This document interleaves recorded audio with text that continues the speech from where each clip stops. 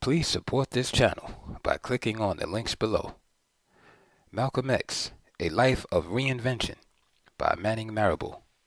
Chapter 6, The Hate That Hate Produced, March 1959 to January 1961. The questions Malcolm faced at the end of 1959 about the necessity of bold political action were not his alone to ponder. During the 1950s, as the civil rights movement grew, it contended with powerful internal struggles over how to move forward. There was not general agreement on the direction that black activism should take or even on the goals that needed to be achieved. While the NOI stood virtually alone in its rejection of direct action, many black leaders, including Malcolm, grew increasingly enamored with the ideals and successes of Third World revolutionaries. Some saw in the Marxist struggle a better way of defining and addressing racial conflict. In the era of McCarthyism, this ideological identification put additional pressure on civil rights groups as black leaders came under intense scrutiny from government agencies. Malcolm was by no means the only one deemed a threat to national security by the FBI. Despite this pressure and the general political swing toward conservatism in the post-war years, black activists continued to make significant advances. In December 1952, when Brown v. Board of Education came before the Supreme Court, the political world was still rigidly coded by black and white. Separate but equal, as defined by the precedent of the Supreme Court's 1896 Plessy v. Ferguson decision, remained the law of the land. Yet, the years leading up to the 1954 Brown decision saw changing circumstances that presaged its outcome. With the outlawing of the whites-only primary elections by the Supreme Court in 1944, many blacks throughout much of the South began voting for the first time. Between 1944 and 1952, the number of black registered voters there soared, from about 250,000 to nearly 1.25 million. In 1946, in its Morgan v. Virginia decision, the Supreme Court declared unconstitutional any state law requiring Jim Crow sections on interstate buses, a decision that prompted a new civil rights organization, the Congress of Racial Equality, CORE, to launch a series of nonviolent protests challenging local segregation laws on interstate public transport. In late 1955, King was catapulted to international prominence by his role in the Montgomery bus boycott, while in nearby Tuskegee, Alabama, blacks staged a 3-year-long economic boycott of local white merchants in response to that state's legislature's gerrymandering of nearly all black voters outside the town's boundaries. In 1960, the Supreme Court sided with Tuskegee's black protesters by declaring racial gerrymandering illegal. These successes were the fruits of concerted efforts by a new generation of African American leaders that supported confrontational challenge. In New York City, Ella Baker was elected branch president of New York City's NAACP in 1952, and went on to build interracial coalitions around two issues that affected nearly all blacks: police brutality and public school desegregation. Meanwhile, in Mississippi, NAACP Field Secretary Medgar Evers eschewed King's nonviolence approach for one of armed self-defense, committing himself to investigating and publicizing racist crimes.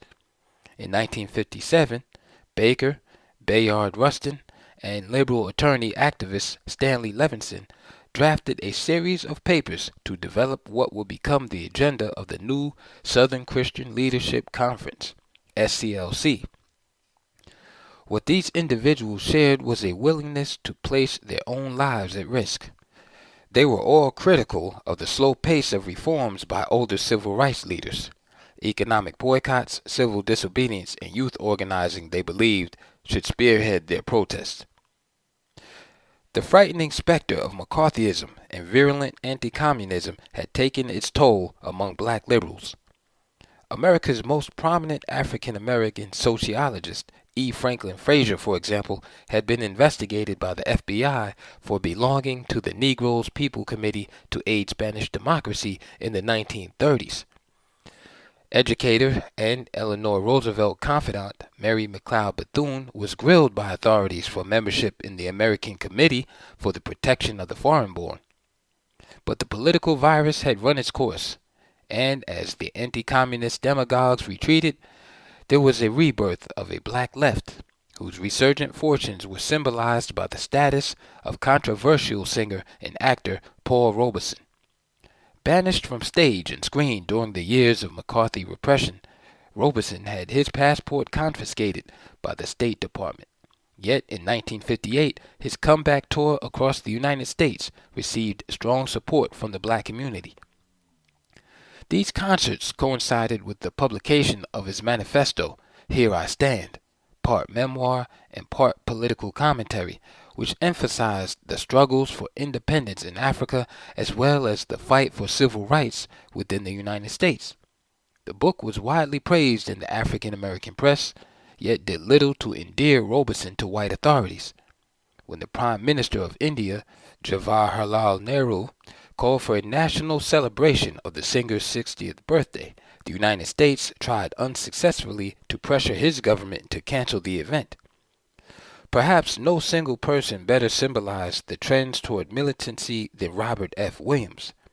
After serving in the military and working as a laborer, Williams returned home to North Carolina in 1955, where he soon joined campaigns for civil rights. His charisma and militancy attracted followers, and he was soon elected head of the Monroe, North Carolina branch of the NAACP. Controversy first beset him in 1959, when following the acquittal of a white man who had assaulted an African-American woman, Williams told the press that maybe blacks should, quote, meet violence with violence in order to protect themselves. The NAACP national leader Roy Wilkins publicly distanced the association from these remarks and had Williams suspended. In turn, Williams' supporters condemned Wilkins' actions, which sparked a long-suppressed debate within the civil rights community. Williams subsequently became involved in a well-publicized, quote, kissing case, in which he defended two black boys, ages 8 and 10, who had been jailed in Monroe for the crime of kissing a white girl. By mid-1961, tensions in Monroe surrounding the case had reached a boiling point. When the civil rights organizer James Foreman visited the town, he was assaulted and thrown in jail simply for being associated with Williams. White gangs cruised the streets after dark, searching for blacks to terrorize, to which the black community responded by arming itself. When a white couple mistakenly drove into a cordoned-off black district, Williams ordered that they be detained to ensure their safety. Local authorities, however, promptly charged him with kidnapping. The collective impact of Baker, Williams, and other militants pushed organizations like the NAACP toward greater activism, pressuring both major political parties to adopt new legislation. In 1957, Congress passed a weak Civil Rights Act that established an advisory group, the Commission on Civil Rights. The SCLC responded by initiating the Crusade for Citizenship campaign, which broadened its strategic agenda to include voter registration and civic education. Organized by Ella Baker, the campaign held press conferences and rallies in more than 24 cities. The fire of this new activism burned brightest in the South, but it also had a profound effect on northern black communities, where legal segregation may not have existed, but patterns of exclusion were deep and long-standing. In September 1957, inspired by the struggle earlier that year to desegregate Little Rock, Arkansas's Central High School, New York activists picketed City Hall in protest against racial discrimination in public schools. Some activists concluded that they should run for office, perhaps figuring that creating legislation would be more effective than merely agitating for it. Their model was attorney Benjamin Davis Jr., a communist who represented Harlem in the New York City Council from 1943 to 1949. Even after his political views got him convicted for violating the 1940 Alien Registration Act, known generally as the Smith Act, in a losing bid for Manhattan re-election in 1949, Davis won more Harlem votes than in his previous elections. On a similarly progressive agenda, Ella Baker ran unsuccessfully for the New York City Council in both 1951 and 1953. The attorney, Pauli Murray, who would later defend Robert Williams before a national hearing of the NAACP, also ran for council. But although Hulan Jack was elected Manhattan's first African American borough president in 1953, New York blacks continued to be underrepresented. In 1954, for instance, more than 1 million of the state's 14 million residents were African Americans, yet they had only one of New York's 43 members of Congress, one of its 58 state senators, just 5 of the 150 state assembly members, and 10 of its 189 judges. In Harlem, activism took a cultural turn. From 1951 to 1955, radicals there published a newspaper called Freedom. Some anti-communist black nationalists, such as the writer Harold Cruse, criticized the paper's orientation as, quote, nothing more than integration couched in left-wing phraseology.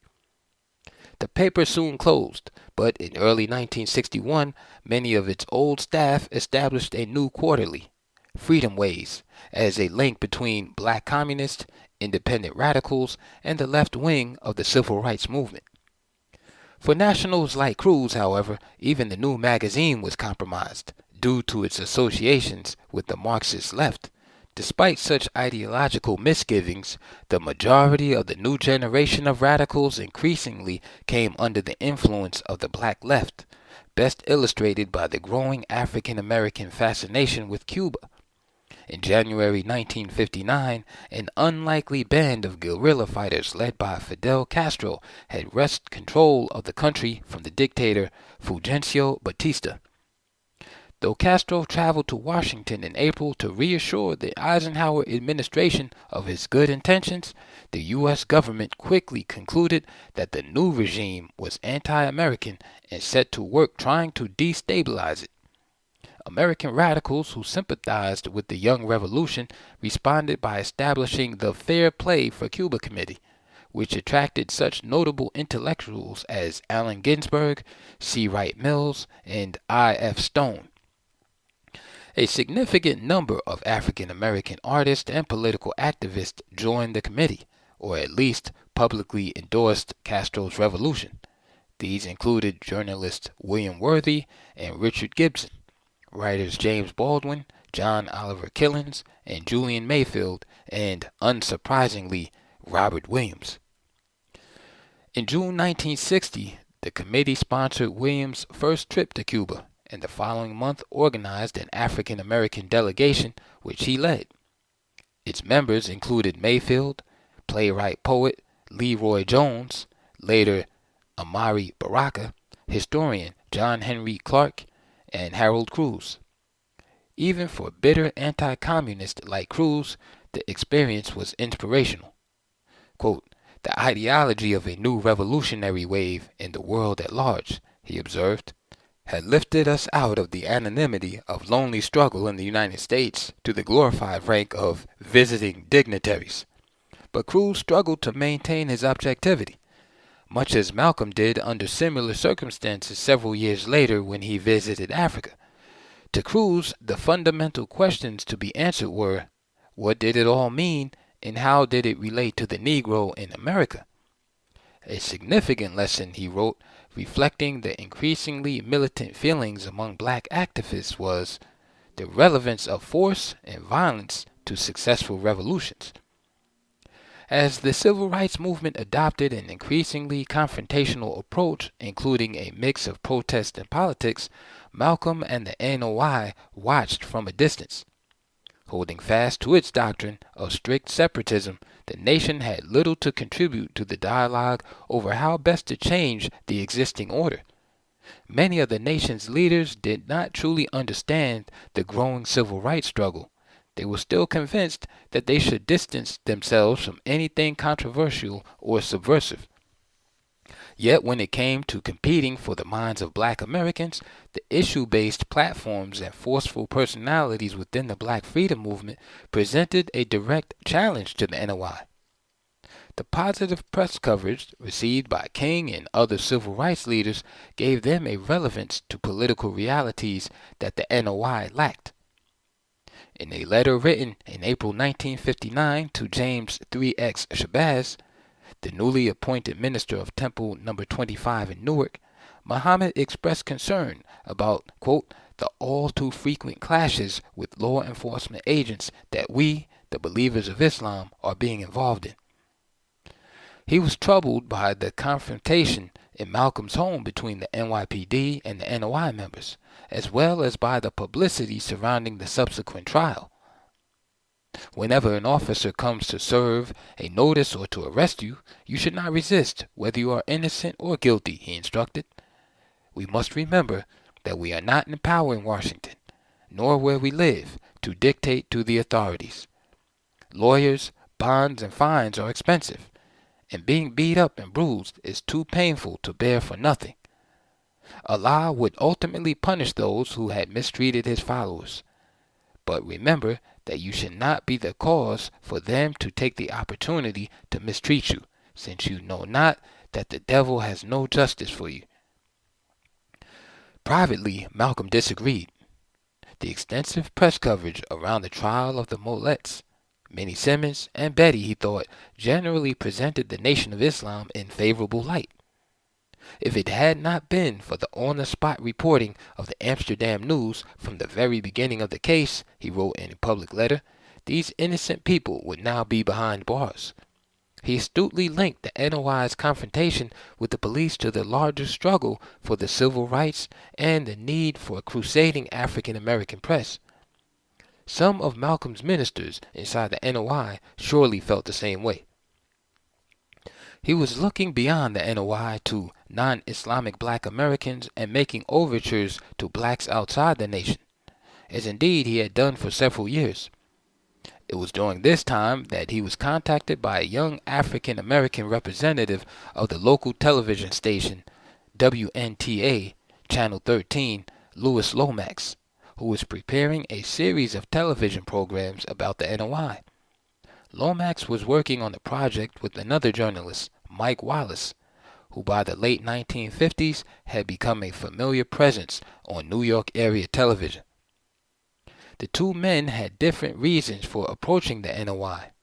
Wallace was in his late 30s and had extensive media experience, but was still looking for his big break. Given Malcolm's and the nation's rising profile, he sensed the possibility of controversy in exposing the NOI's divisive racial ideas before a large audience. Lomax's interests were more complicated. Born in 1922 in Valdosta, Georgia, he had earned a bachelor's degree from Payne College, as well as master's degrees from American University and Yale in 1944 and 1947 respectively. While studying at Yale, he had flourished, hosting a weekly radio program that, quote, marked the first time a Negro had written and presented his own dramatic skits over the air in the District of Columbia. But by 1949, he had fallen on harder times. After moving to Chicago's South Side, he became involved in a scam, leasing rental cars in Indiana and driving them to Chicago to be sold.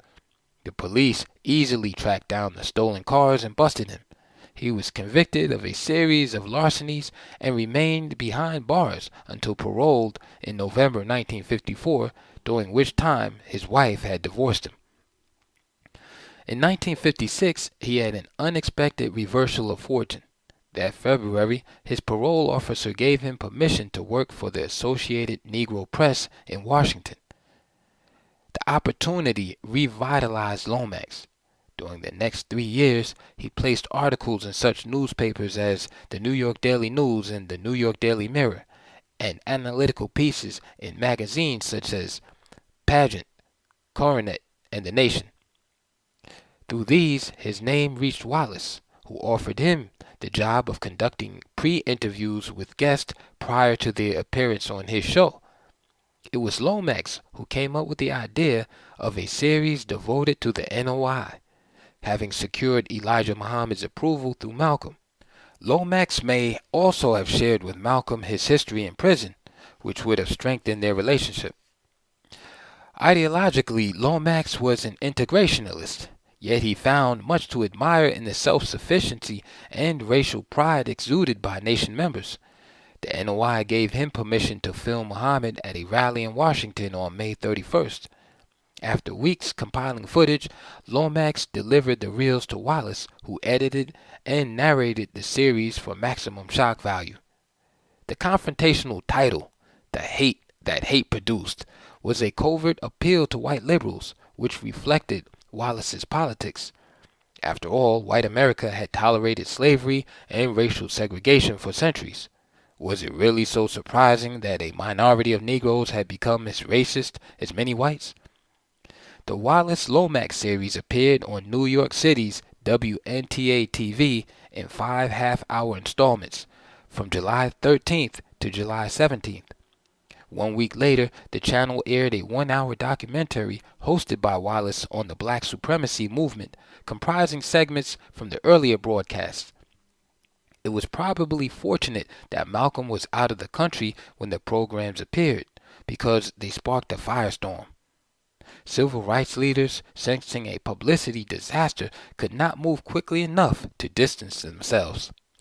Arnold Forster, head of the Anti-Defamation League's Civil Rights Division, charged that Wallace had exaggerated the size of the NOI and given it an, quote, importance that was not warranted. Other critics took issue with the series itself. In the New York Times, Jack Gould declared, "The periodic tendency of Mike Wallace to pursue sensationalism as an end in itself backfired. To transmit the wild statements of rabble-rousers without at least some pertinent facts and refutation is not conscientious or constructive reporting." Malcolm himself thought that the show had demonized the nation, and likened its impact to what happened back in the 1930s when Orson Welles frightened America with a radio program describing, as though it was actually happening, an invasion by men from Mars. But part of Malcolm always believed that even negative publicity was better than none at all.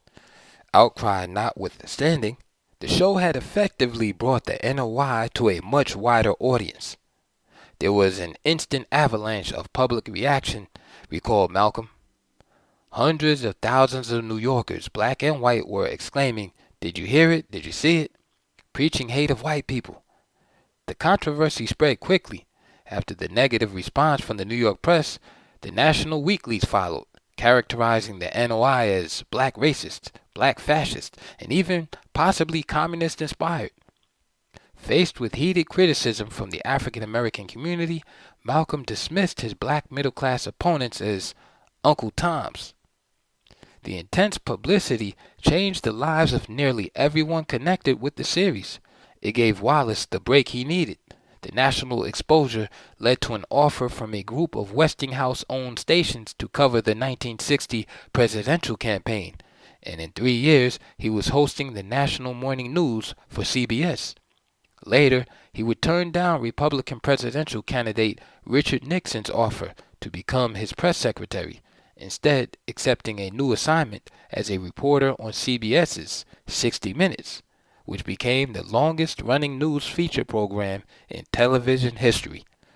Lomax also achieved success, in 1960 publishing his first book, The Reluctant African, which won the Anisfield Wolf Award. His report on civil rights issues were regularly featured on network television. Both Wallace and Lomax continued to exploit their connections with the NOI. On July 26, 1959, however, the NOI barred Wallace from a massive rally at New York's St. Nicholas Arena, which featured Elijah Muhammad as keynote speaker. At this event, Muhammad accused Wallace and other white journalists of attempting to divide the NOI into factions. "Does he classify the truth as hate?" he asked. "No enemy wants to see the so-called American Negro free and united." Inside the nation, Malcolm's critics blamed him for the negative publicity surrounding hate.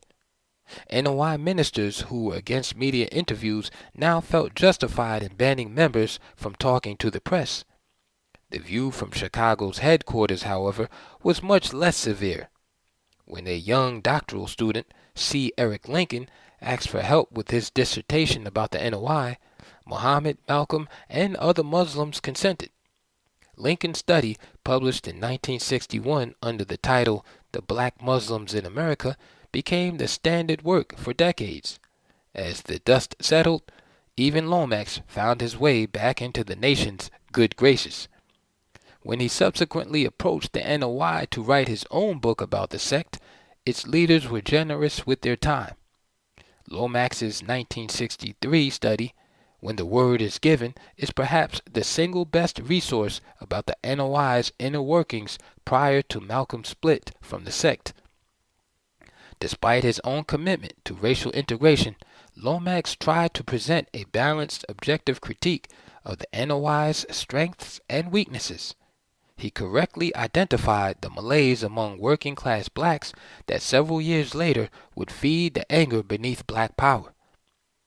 Lomax quoted the ever-eloquent James Baldwin, quote, "Deep down in their hearts, the black masses don't believe in white people anymore. They don't believe in Malcolm either, except when he articulates their disbelief in white people.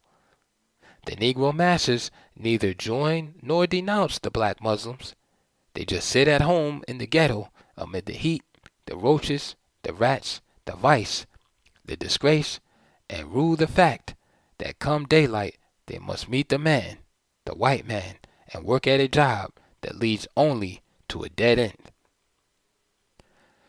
Within the nation itself, the most lasting impact of the series was the recognition that the sect had to exert greater control over its image. This required at a minimum a regularly publicized magazine or newspaper. In the fall of 1959, Malcolm produced his first attempt, Messenger magazine.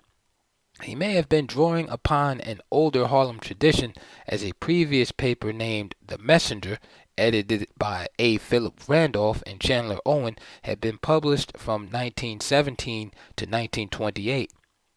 The Amsterdam News advertisement promoting the journal promised it would present Mr. Muhammad's aims and accomplishments and the truth about the amazing success of the Muslims' economic, educational, and spiritual growth among the Negroes of America. The magazine failed to gain an audience, however, as did several other publication ventures, until in 1960 Malcolm started printing a monthly newspaper, Muhammad Speaks. Temples began receiving hundreds of copies, and the publication quickly attracted tens of thousands of regular readers, the vast majority of them non-Muslims. The keys to its success were twofold. First, the publication hired legitimate, well-qualified journalists who were given some leeway to cover their interests. Over time, the newspaper developed a schizophrenic character, with some articles praising Muhammad and promoting the NOI, and the rest of the paper providing detailed coverage of Black American issues, Africa, and the Third World. But the second reason was that all temples were ordered to sell a certain number of copies per week. The papers were doled out to individual FOI laborers who were expected to place Muhammad Speaks everywhere. Malcolm used the shakeup from hate to recommend Temple No. 7's secretary, John X. Simmons, for the position of National Secretary. Within a year, Simmons would move to Chicago and be given an original name, John Ali, by Elijah Muhammad. The promotion pleased Malcolm, who believed he would have another strong ally in Chicago. He did not imagine that Ali would become one of his sharpest critics in the national headquarters. After the ordeal of Betty's trial, Malcolm decided that she and Talia need to be sent temporarily to her parents' home in Detroit. Betty was opposed to the move, but she bent to Malcolm's will. Her feelings did not change upon settling in, however, and in late March 1959, she complained to her husband about the arrangement. though he had little sympathy. He encouraged her to think about her absence from New York as a vacation. Though Betty worried for him in her absence, he assured her that he would survive. He missed her cooking, writing her that he had been eating regularly at the temple's restaurant. He found it difficult to express romantic love or even to give Betty a compliment without qualifying it with a statement related to the NOI. For instance, he praised Betty's cooking but then added, quote, "What would we brothers do without our wonderful MGD sisters?" Betty's involuntary vacation may have given Malcolm space, but it further taxed his already strained finances. On April 1st, he sent her a second letter, enclosing $20. Malcolm urged her to spend as little as possible, reminding her that he was experiencing a great financial burden.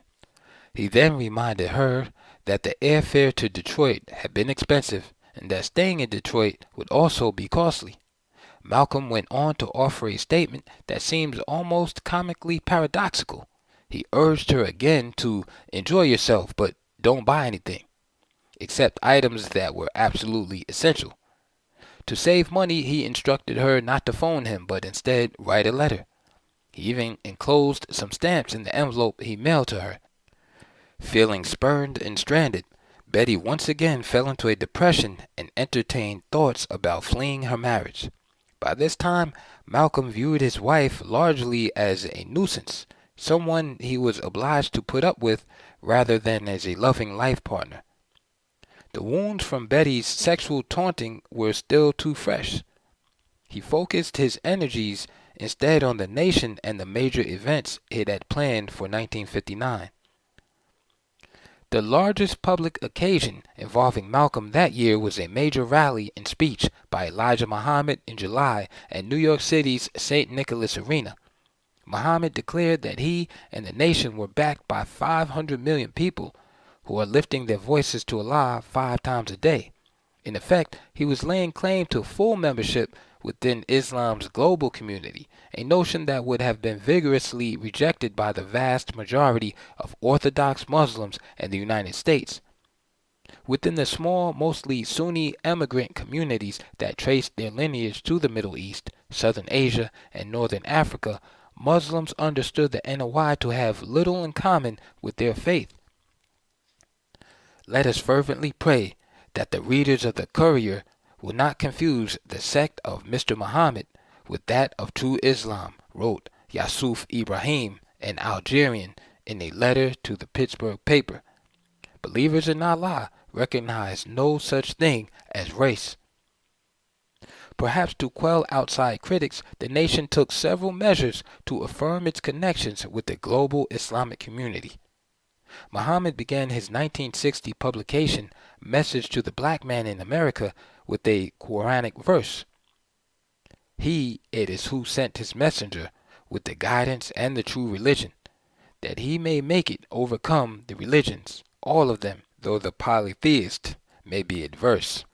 One regular feature in Muhammad Speaks, Muslim cookbook, provided recipes that adhered to halal criteria. Arabic language instructors were hired in NOI schools, and ministers were encouraged to make references to the Quran during their sermons. The most prominent woman of Temple No. 7, Taineta Dinar, started a column in Muhammad Speaks on the global achievements of Islamic women.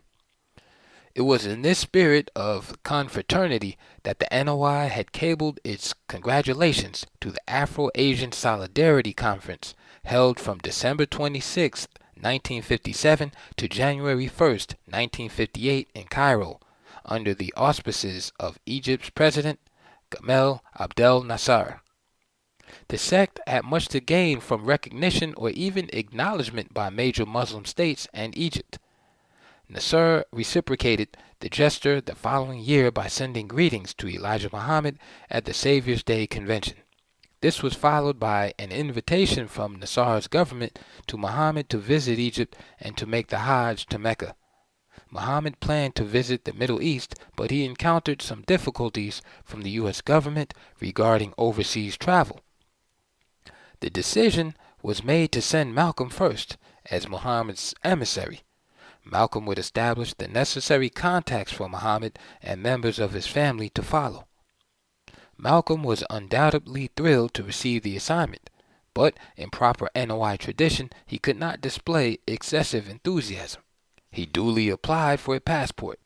His stated itinerary was to visit the United Kingdom, Germany, Italy, Greece, Egypt, Lebanon, Turkey, Saudi Arabia, and Sudan, intending to depart on June 5th in order to attend the annual sacred Muslim pilgrimage rites at the holy city of Mecca, scheduled from June 9th to June 16th. For various reasons, however, his journey was delayed, so he continued carrying out his duties throughout June. When he finally arrived in Cairo on July 4th, it marked the beginning of a transformative experience. Malcolm was now an international traveler, the welcome guest of heads of state, and a pilgrim in the lands of the faith that had pulled him up from despair. In Egypt, Deputy Premier Anwar el-Sadat met with him several times, and he was well received by religious leaders at Al-Azhar University. Nasser offered to meet him personally, but Malcolm politely demurred, explaining that he was just the forerunner and humble servant of Elijah Muhammad.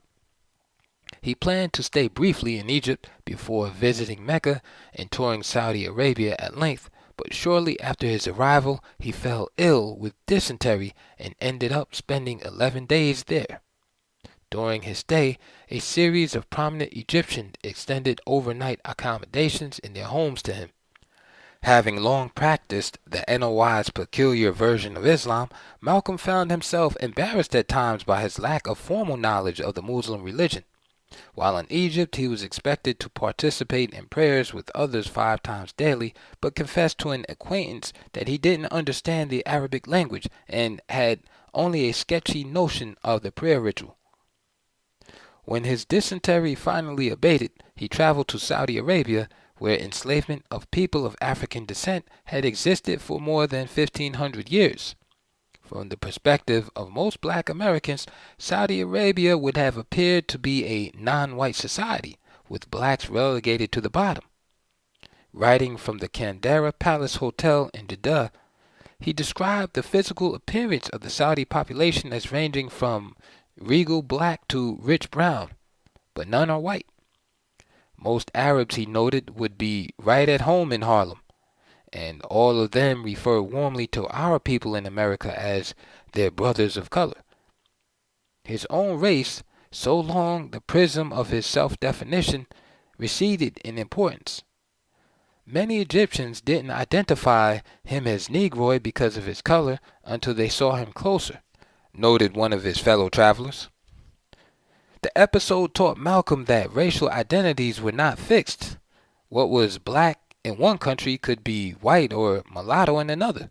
The absence of a rigid color line apparently suggested to Malcolm that there is no color prejudice among Muslims, for Islam teaches that all mortals are equal and brothers. 3 weeks of mixing with commoners and statesmen in the Middle East also reinforced Malcolm's commitment to Pan-Africanism. Africa is the land of the future, he wrote in a letter home that was eventually published by the Pittsburgh Courier. Only yesterday America was the new world, a world with a future, but now we suddenly realize Africa is the new world, the world with the brightest future, a future in which the so-called American Negroes are destined to play a key role. Throughout his trip, he kept listeners wrapped with talk of the importance of the NOI and of the cruel suppression American blacks faced at the hands of whites. Writing of their outraged reaction, he explained that the increasing hordes of intelligent Africans find it difficult to understand why black Americans continue to be oppressed. Without real freedom, without public school rights, and above all, relegated to slums, the chief instrument by which East and West are being divided, day and night, is resentment in Africa and Asia for administrative Jim Crow in the United States. This insight underlined the need to broaden the international perspective within the Black freedom movement. By cultivating alliances with third world nations, Black Americans could gain leverage to achieve racial empowerment. There were several reasons to believe that such a strategy could produce results. First, a significant member of African leaders like Ghana's Kwame Nkrumah either had attended U.S. universities or had visited the United States and were familiar with its system of racial oppression. Black churches, colleges, and civic associations since the mid-19th century had contacts or exchanges with African institutions.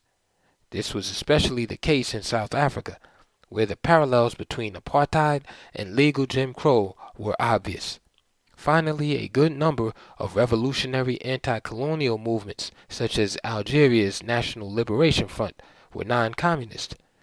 Black Americans could work with representatives of such movements without being red-baited at home. Malcolm's letter, filled with new ideas about Islam and Afro-Asian solidarity, found him at a philosophical crossroads. The attitudes toward race expressed by Muslims he encountered on his trip had revealed to him fundamental contradictions within NOI theology. Islam was in theory colorblind. Members of the Ummah could be any nationality or race, so long as they practiced the 5 pillars and other essential traditions.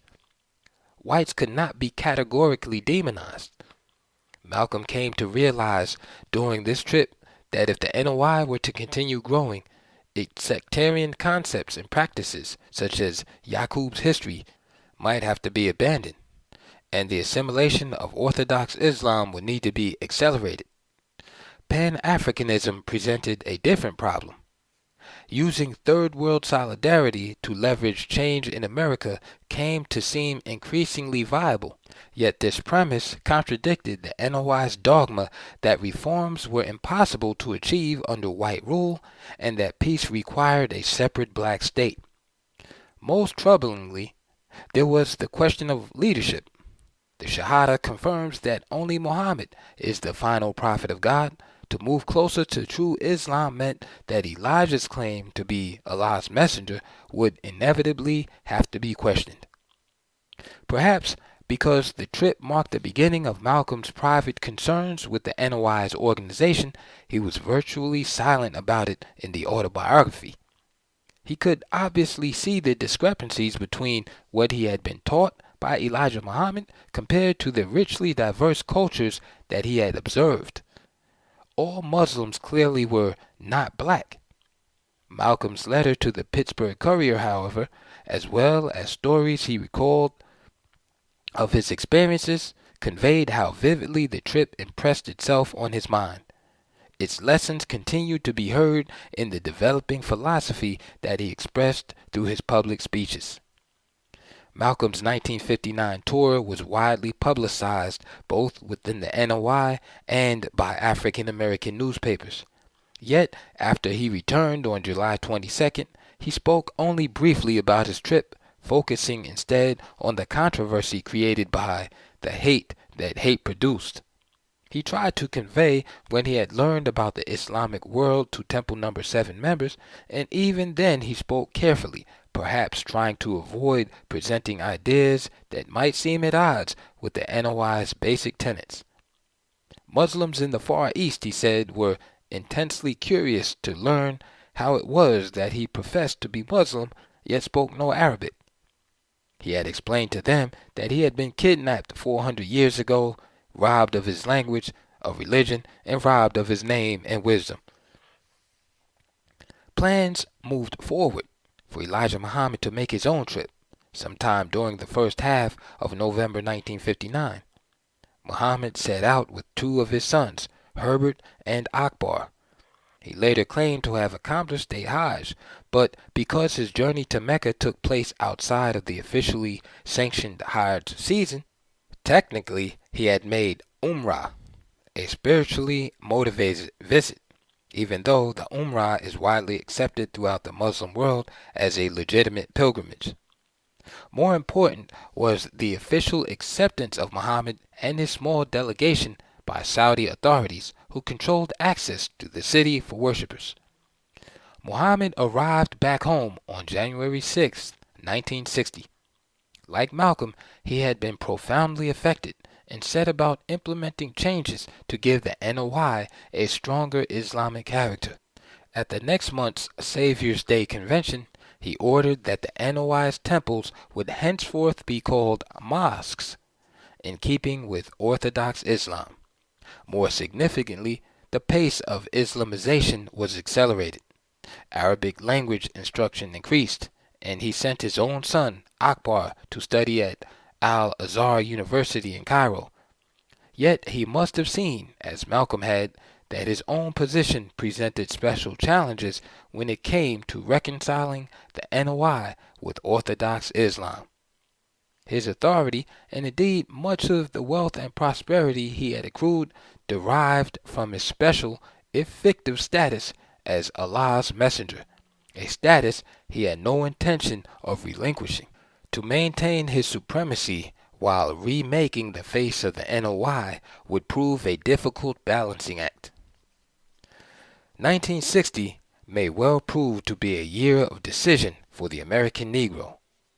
Thus spoke radical attorney William Kunstler, opening a debate between Malcolm and the Reverend William M. James on New York City's WMCA radio earlier that year. Across the South, sit-ins and protests had been multiplying, with Negro students refusing to vacate their seats at lunch counters that would not serve them and standing firm in stores that asked them to leave. The mixed experience Malcolm had had with the hate that hate produced reinforced the value of presenting the NOI's views in a favorable light. So when early in 1960, New York local radio station WMCA proposed a debate between him and James, the liberal pastor of Metropolitan Community United Methodist Church in Harlem, he accepted the invitation. Kunstler pressed Malcolm right away. Roy Wilkins, the executive director of the NAACP, has described your Temple of Islam as being no better than the Ku Klux Klan. You think this is an adequate comment? Malcolm at once characterized Wilkins' comment as ignorant. I very much doubt if Mr. Wilkins was familiar with Mr. Muhammad and his program that he would make such charges. When Kunstler grew agitated and cited press accounts of NOI members calling whites inhuman devils, Malcolm defended the cause of racial extremism by framing it as a form of exceptionalism common to religious groups. Catholics and Baptists, he pointed out, both claimed the only way to get to heaven was through membership in their respective churches, and Jews themselves for thousands of years have been taught that they alone are God's chosen people. I find it difficult for Catholics and Christians to accuse us of teaching or advancing any kind of racial supremacy or racial hatred because their history and their own teachings are filled with it. Whether or not 1960 proved to be the year of the American Negro, it saw Malcolm finding an audience beyond the black community and his fame growing. He tried hard to maintain a regular presence at Mosque No. 7, but his speaking engagements continued at a rapid clip. In March, he lectured to students from Harvard, Boston, and MIT at a seminar hosted at Boston University. His formal remarks lasted barely 10 minutes. The question and answer exchange went on for more than 2 hours. He also delivered a lecture at an NAACP-sponsored event at Queens College in May, significant because it marked the first time that the Civil Rights Organization had provided a platform to a black leader who so sharply opposed its policies. However, the most important address he gave that year was on May 28th at the Harlem Freedom Rally, which the NOI organized with more than a dozen other local black groups. The rally was held at the intersection of Harlem's West 125th Street and 7th Avenue, where an estimated 4,000 people attending the 5-hour-long program were packed and shoulder to shoulder in the streets and along the sidewalks. Before the rally started, loudspeakers blared out Louis X's Calypso song, "A White Man's Heaven is a Black Man's Hell." When Malcolm took to the stage, he delivered a speech that departed from his typical remarks of the time.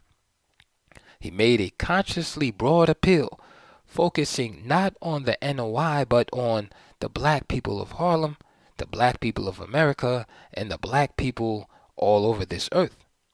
At times, he even sounded king-like. We are not here at this rally because we have already gained freedom.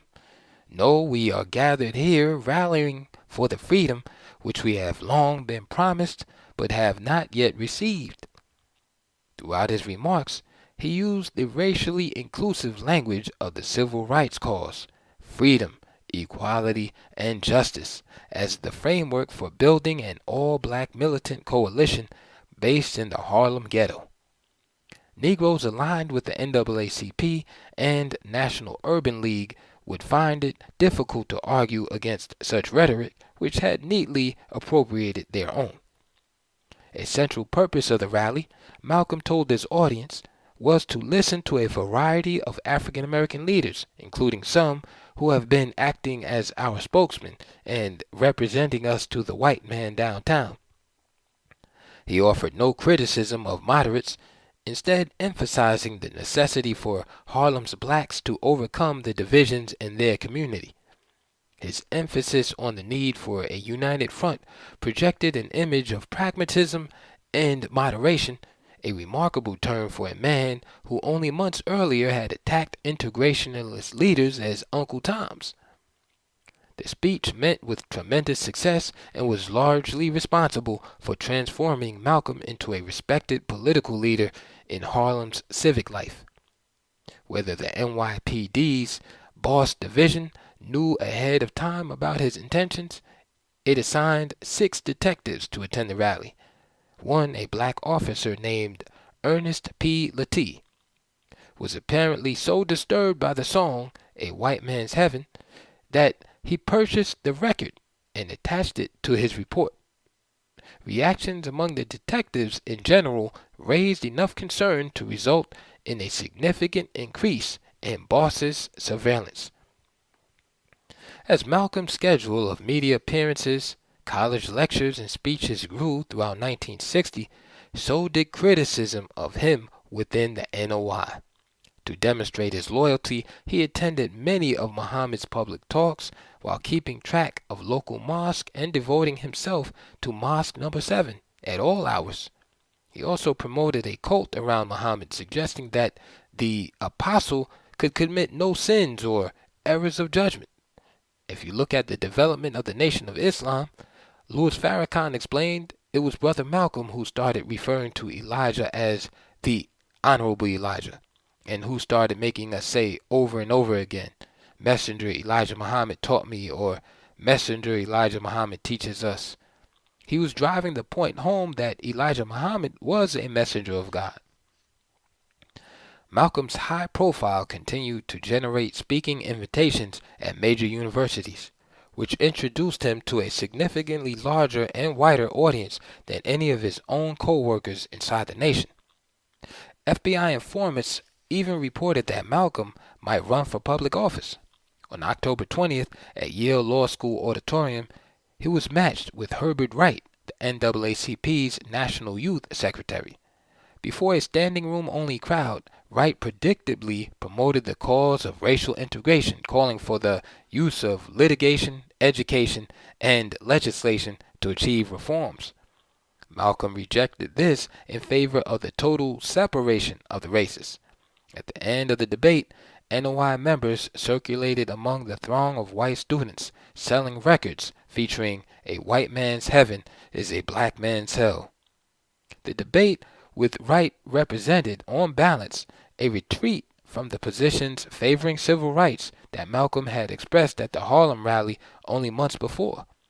The emphasis on strict racial separation probably was prompted by Malcolm's desire to make a clear distinction with the NAACP in front of a mostly white audience. The brutal pace of travel continued throughout the second half of 1960.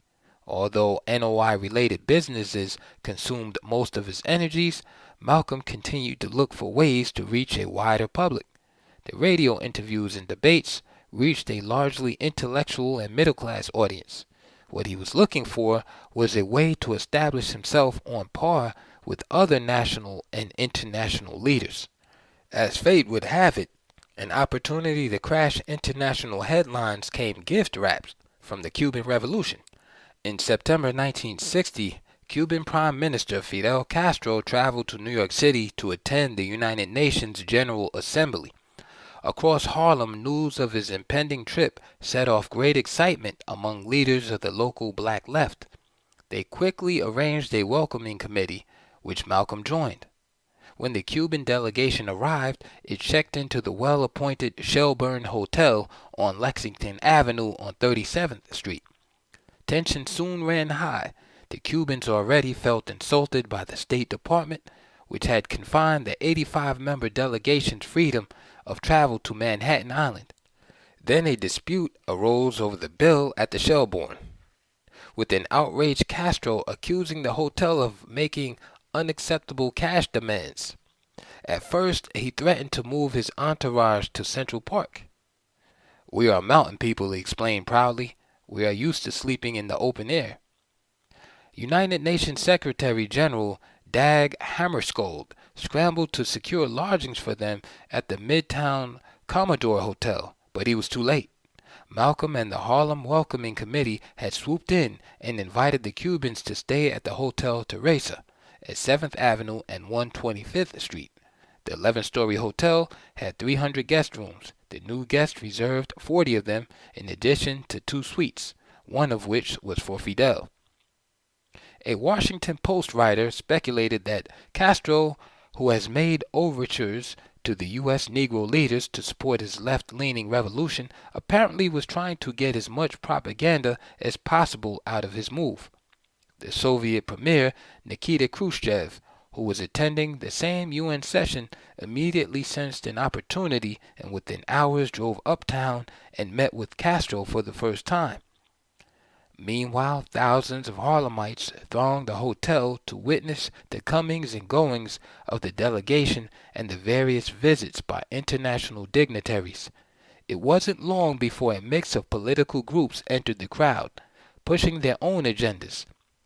Black nationalists who promoted the cause of deposed Congolese Premier Patrice Lumumba, civil rights activists favoring desegregation, pro-Castro demonstrations, and even some beatniks from Greenwich Village. One placard read, "Man, like us cats dig Fidel the most. He knows what's hip and bugs the squares." Malcolm's membership on the Welcoming Committee put him in a prime position to turn the visit into an opportunity. Late in the evening on September 19th, he and a few NOI lieutenants were granted an hour with Castro. Details of their conversation are at best sketchy. Benjamin 2X Goodman later claimed that Malcolm attempted to fish Castro, inviting him to join the NOI. Yet Malcolm surely sensed that any official relationship, while useful, would create great difficulties for him with the authorities. One report suggests that after the meeting, Malcolm was repeatedly invited to visit Cuba, but made no commitments. Whatever transpired, he was clearly impressed by Castro personally and viewed this new connection as a diplomatic resource that the NOI could exploit. On September 21st, speaking at Mosque No. 7, Malcolm instructed all FOI members to stand on 24-hour alert so long as Castro remained in Harlem. He added that Castro was friendly to the Muslims. An FBI informant reported that the FOI was being alerted to assist Castro in the event of any anti-Castro demonstrations. Though Muhammad Speaks eventually became a staunch defender of the Cuban Revolution, at the time Elijah Muhammad was extremely unhappy about the meeting between Malcolm and Castro. Since his return from the Middle East, his chronic pulmonary illness had worsened, and for all Malcolm's efforts to venerate Muhammad, a speculation remained rife throughout the nation over whether Malcolm or Wallace Muhammad might soon assume the role of national leader. Since speaking together at the Feast of the Followers in 1957, Malcolm and Wallace had grown closer. Despite Wallace's increasing rejection of his father's theology and his disgust with what he saw as graft on the part of advisors like Raymond and Ethel Sharif, Malcolm's militant attitude rubbed off on Wallace to the point that some NOI leaders worried about the potency of a potential alliance. Mosque Number 4 Minister Lucius X. Brown complained that the duo might talk Elijah Muhammad into marching on the White House. Even if Muhammad did not want to, Lucius suggested, Malcolm and Wallace were after Muhammad's job, and Muhammad might do it to save face. The possibility of this power pairing appeared to be dashed on March 23, 1960, when Wallace Muhammad was convicted in federal court for refusing to be drafted into the military. In June of that same year, he was sentenced to 3 years incarceration. Wallace's attorney appealed the decision, claiming him as a conscientious objector. While the appeal crawled through the system, Wallace continued his activities building the Philadelphia Mosque, and he was a frequent visitor to Harlem Mosque Number 7. For example, on January 29, 1961, when Malcolm was away on an extended lecture tour, Wallace was advertised as the featured speaker at Mosque Number 7 in the Amsterdam News. At an October 1961 hearing, Wallace's appeal was finally denied, and he was ordered to turn himself in for incarceration in a federal prison. On October 30th, Wallace began serving a 3-year term at the Federal Correctional Institution in Sandstone, Minnesota. Wallace Muhammad was paroled on January 10, 1963, and he immediately returned to resume his minister's appointment at Mosque Number 12 in Philadelphia. Wallace's absence from NOI organizational life tended to increase paranoid rumors and fears about Malcolm, especially among Elijah Muhammad's other children. Some of the hostility directed at Malcolm grew from his organizational function. As a national overseer, his responsibilities included resolving local feuds between members of various mosques. The role of troubleshooter was an unenviable one, because Malcolm was frequently forced to impose the authority of Chicago headquarters over local leaders who sought the semi-autonomy and flexibility that he himself enjoyed. Facing growing strife, Malcolm was concerned about protecting his allies within the NOI. No one was more important to him than Louis X. Walcott. Louis had worked directly under Malcolm X in New York City from October 1955 to July 1956. Enough time for him to incorporate Malcolm's oratorical style into his own. But when he had become Boston's minister in 1957, he had considerable difficulty handling the job. He feared that he was unqualified, with the mosque having attracted a number of professionals far more experienced in business and civic affairs than he was. Farrakhan recalled, "Malcolm would come and look after his little brother and give me pointers. And Malcolm would go out in the street, man, and listen to the people, go in barber shops. What do you think about the mosque?" And he would get the outside view of me and us, and he would come back and tell me what the people were saying and correct me. Malcolm was determined that his protege become a national figure in his own right, and encouraged him to write 2 plays, Origina and The Trial, both of which became wildly popular when performed before Muslim audiences. But before long, Louis needed a different kind of help. Ella Collins, newly converted to the NOI, had quickly become leader of those who wanted Louis deposed. Years later, he would describe her as a genius woman, then adding, "But in my weakness in administrative skill, she saw that weakness and raised a group in opposition to me." With the same boundless energy with which she had established educational programs within the temple, she threw herself into battle. As tensions mounted, a fire broke out in Louis's home. No one was injured, but most NOI members believed that Collins was responsible. Both sides appealed to Elijah Muhammad. Louis argued that Ella continued to undermine his authority and should be disciplined, if not expelled. Ella urged Muhammad to name her captain of Mosque Number 11 and to fire Louis. Muhammad first offered a compromise. Louis would remain the minister, but none of the programs Ella had initiated at the mosque would be canceled. Ella tried to adhere to this plan, but her dislike for Louis was too strong, and she soon stopped attending the mosque. But the matter did not end there. Malcolm was invited to Boston as a mediator, where he explained to Lewis that Ella was an extremely dangerous person. Ella is the type of woman that, brother, she'll kill you.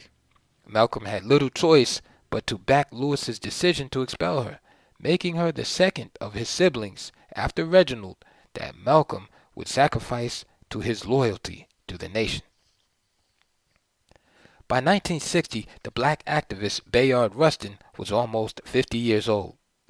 Though his tireless civil rights work brought him into association with younger men like King, his agitation on behalf of African Americans had begun decades earlier. Rustin had briefly joined the Communist Party in the late 1930s, then in 1941 worked with A. Philip Randolph's Negro March on Washington movement, which forced President Roosevelt to outlaw racial discrimination in the defense industry. Like Malcolm, he had opposed black involvement in World War II, and his refusal to join the military landed him a 3-year prison sentence. After his release, he participated in nonviolent demonstrations challenging Jim Crow laws on public buses in the Upper South. By the mid-1950s, he had become an invaluable advisor and fundraiser to King. However, as the decade turned and the bitter taste of McCarthyism lingered in the mouths of the left, Rustin found himself suddenly marginalized. It was not only on account of his brief communist membership, but also his sexuality. Rustin was gay, and in 1953 had been jailed in California for public sexual activity. In April 1960, he had become involved with a new organization initiated by Ella Baker, the Student Nonviolent Coordinating Committee, SNCC, which would become the radical wing of the desegregationalist struggle. Throughout the summer, he had assisted SNCC's new president, Marion Barry, in planning what was to be a major conference on nonviolence in October. Rustin's name was even listed on the conference program, but when the AFL-CIO's Executive Council, which was funding the conference, expressed opposition to his participation based on his sexual orientation and brief communist past, Barry and other student coordinators caved in and disinvited him. Rustin's public banning was not unusual for African American leftists, however. In academic year 1961-1962, communist Benjamin Davis Jr. was banned from speaking on many college campuses, sparking student protest at City University of New York. Rustin's isolation from the Black Freedom Movement and his desire to use the publicity surrounding Malcolm to reestablish his own credentials may help to explain his growing interest in the Nation of Islam. On November 7, 1960, the two men debated each other on New York City's WBAI radio, the beginning of a friendship that would endure despite their divergent agendas. Malcolm, speaking first, began by distinguishing the NOI's approach from that of black nationalism. A nationalist, Malcolm explained, shared the same aim of a Muslim, but the difference is in method. We say the only solution is the religious approach. This is why we stress the importance of a moral reformation. He denied any commitment to practical politics, asserting Elijah Muhammad was not a politician. Malcolm had by this time garnered much experience as a debater, but Rustin had more, and he worked over his younger opponent. It didn't help that the holes in Malcolm's argument were easy to spot. Rustin attacked Malcolm's separatist position as conservative, even passive. The vast majority of blacks, he said, were seeking to become full-fledged citizens, and the purpose of civil rights protests was to further this cause. Malcolm denied the possibility that full-fledged citizenship was attainable. We feel that if 100 years after the so-called Emancipation Proclamation, the black man is still not free, then we don't feel that what Lincoln did set them free in the first place. Rustin quickly pointed out that Malcolm was avoiding the question. The older man's superior debating skills kept his opponent on the defensive. At one point, Malcolm denied that integration was ever going to help, but admitted that if the white man were to accept us without laws being passed, then we would go for it. This alone was a significant concession, except Rustin wanted to force Malcolm to the logical endpoint of this argument, that if change was impossible to achieve in America, blacks would have to set up a separate state elsewhere. When Malcolm finally admitted as much, Rustin closed the trap. It was relatively easy for him to recount the major reforms that had taken place and the practical impossibility of a black state.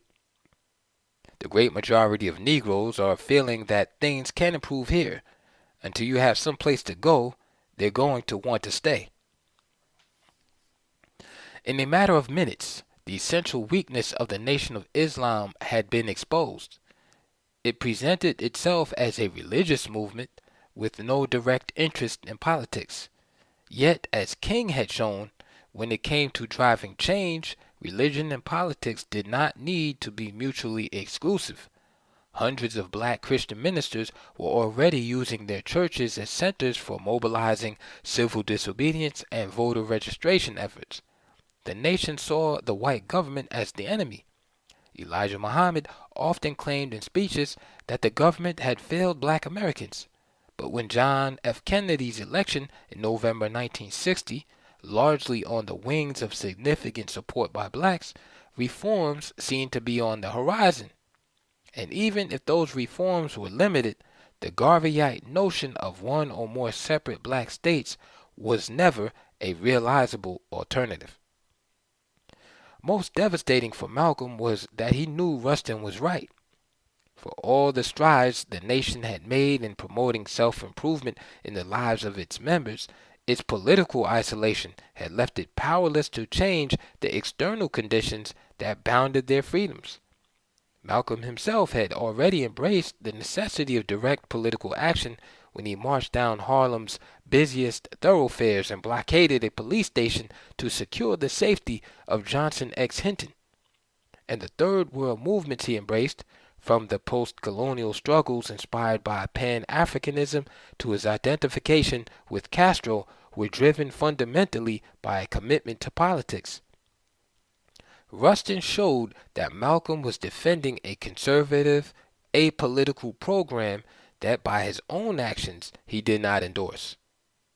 Had Malcolm been quicker to grasp the practical implication of Rustin's logic, he might have avoided one of the great disasters of his career.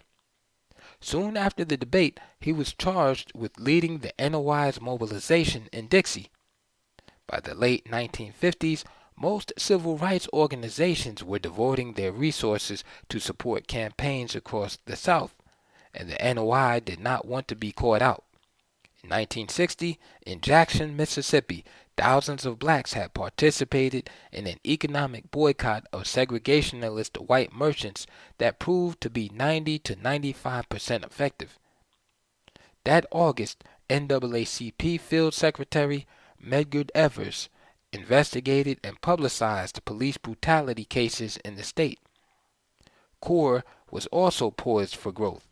When, in December 1960, the Supreme Court ruled in Boynton v. Virginia that racial segregation was outlawed in all interstate transportation terminals, much as the earlier Morgan v. Virginia had done for interstate bus travel itself. In early 1961, under new director James Farmer, CORE would initiate freedom rides of desegregationist protesters into the Deep South. Unlike these civil rights groups, however, the nation's Southern strategy would be anchored to its program of black separatism. Elijah Muhammad and Malcolm had together constructed an anti-integrationalist strategy that they hoped would find a receptive audience among Southern blacks.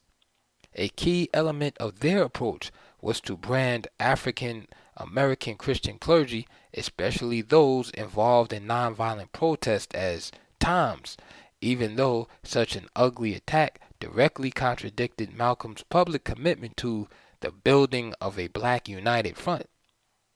The plan also called for the construction of new NOI mosques across the region. In December, Malcolm traveled to Atlanta, announcing his presence there in an interview on that city's WERD radio. He attended meetings and gave lectures at Atlanta's Mosque Number 15 on at least 5 occasions, before moving on to an interdenominational ministers' conference in Alabama and other meetings in Tampa, Miami, and Jacksonville. Malcolm returned home for the Christmas Day birth of his second daughter, Kubila, named in honor of Mongol Emperor Kublai Khan, but by late January he was back in Atlanta, ostensibly to participate in local NOI meetings. The main purpose of this trip, however, was to establish an understanding with the Ku Klux Klan. No single incident in Malcolm's entire career has generated more controversy than his private caucus with the Klan in January 1961. Most of the details about the planning and logistics of this meeting are still sketchy.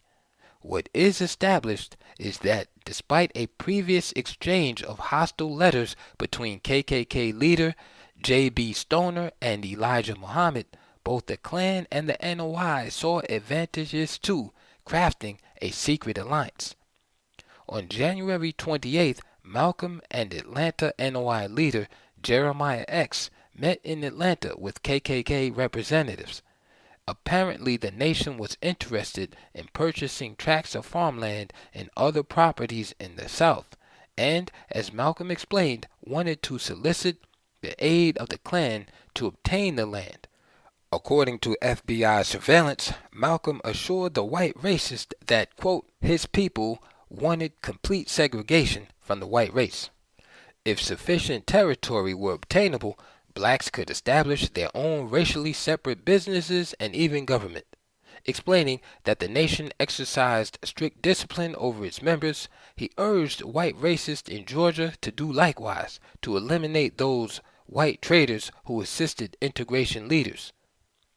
Malcolm himself seems to have viewed the entire affair with distaste, as he complained about it afterward to Elijah Muhammad and did not publicly admit his role until years later.